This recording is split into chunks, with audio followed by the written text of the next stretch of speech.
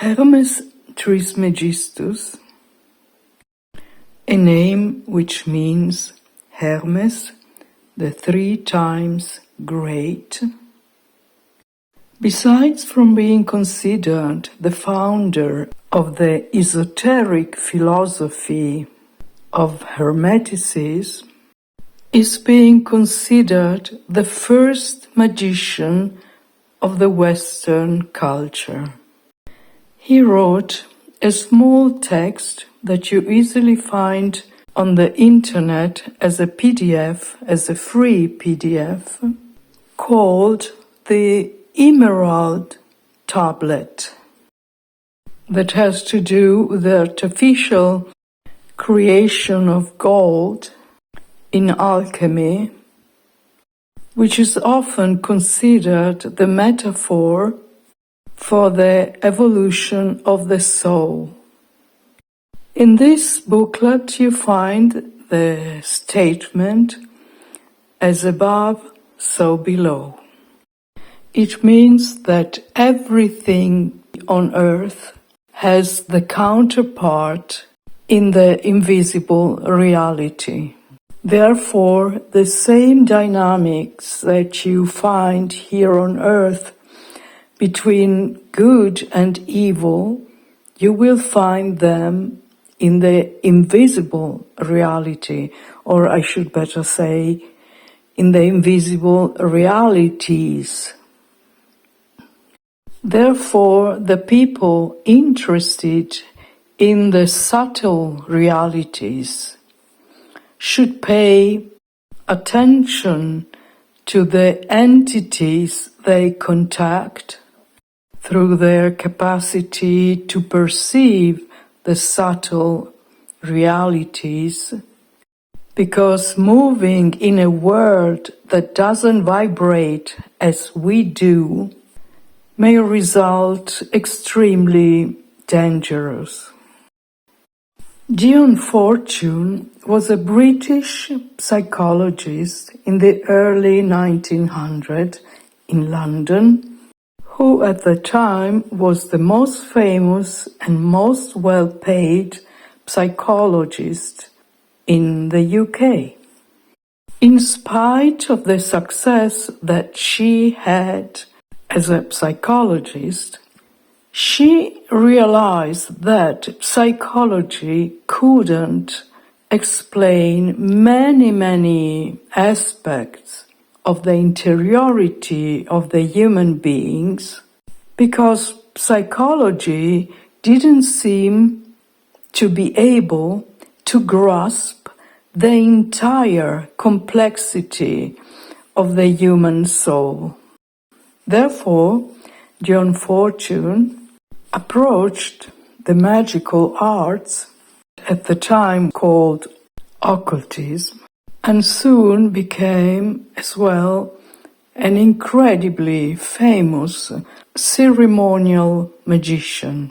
Probably also because, being a psychologist, she could give a more complete meaning to the magical arts, and of course vice versa. She wrote very many books that you can find on the internet. Many of them you can download them for free as a PDF. And apart from writing about what she called the cosmic doctrine, she also tried to instill in the people interested in occultism the perception that in this occult world you have to move very carefully. In fact, she kept warning the naive channelers who, with great enthusiasm, were claiming they were in contact with Jesus or with other kind of masters, famous masters, that not because these entities were saying they were these famous masters, they couldn't be sure that they were indeed what they were saying that they were. And Dion Fortune was writing, if you leave your doors open to whoever feels like entering, who are usually the people who enter a home which isn't theirs when they see it is open? For sure not decent people, because decent people know that they haven't been invited to come in, therefore they stay out. But who comes in? The criminals. And when they come in, they don't tell you, hi, I am a criminal, I am a thief, I am just coming in because I want to steal from you.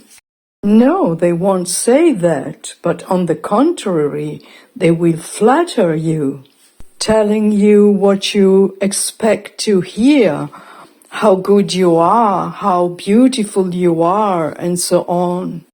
Because if you are interested in metaphysical realities and you haven't gone through a preparation where you deal with your ego and you learn to tame it, you will be completely in the hands of these criminals who will leverage the flattery because they know that your ego that you haven't tamed will be easy prey of their flattery. The very first thing one has to deal with when interested in a spiritual path, in an evolutive spiritual path, is to tame one's ego. Because otherwise you will be at the mercy of the most dangerous entities which present themselves as divine entities. Stephen Batchelor is a Scottish Buddhist who wrote a beautiful book, Living with the Devil, a meditation on good and evil. He underlines how the devil in Buddhism, Hinduism, or Christianity, at the beginning, presents himself with very sympathetic words, behavior, because he has to capture the trust of that person. If you haven't tamed your ego, you need to hear comforting words, reassuring words, because you are needy. The ego needs to be flattered, to receive applause. When you haven't worked on your ego truly, honestly, you don't venture into the invisible realities. It is too dangerous. Because you can't recognize the enemies that are there, that present themselves as big comforting figures, while their only aim is to capture your trust, so that at the very end you become a puppet in their hands, ready to spread their poisoning presence among the others around you, all in the same state of need.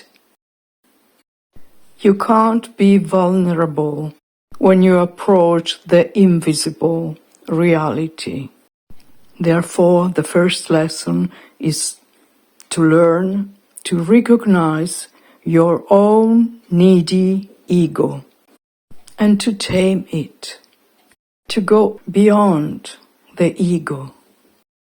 If you can't do that, and honestly you don't feel ready to do that, then please leave this topic behind.